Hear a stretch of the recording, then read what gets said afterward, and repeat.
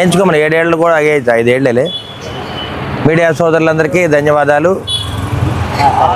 మరి భారతదేశం మొత్తం కూడా ఇవాళ పోలియో రహిత సమాజాన్ని ఏర్పాటు చేసిన ఘనత మన కేంద్ర ప్రభుత్వాన్ని, రాష్ట్ర ప్రభుత్వాలది.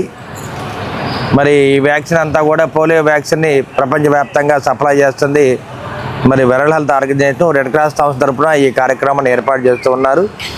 మన ప్రీతం నేత నరేంద్ర మోడీ గారి ఆధ్వర్యంలో, నారా చంద్రబాబు నాయుడు గారి ఆధ్వర్యంలో ఈ పోలియో వ్యాక్సిన్ని మరి చిన్నపిల్లలందరూ కూడా అందజేయడం జరుగుతుంది.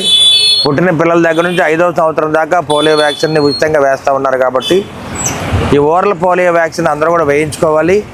ఇది లైవ్ వ్యాక్సిన్. తప్పనిసరిగా ఇవాళ మన భారతదేశంలో అయితే ఎక్కడ కూడా పోలియో కేసులు ఎక్కడ కూడా నమోదు కావట్లేదు.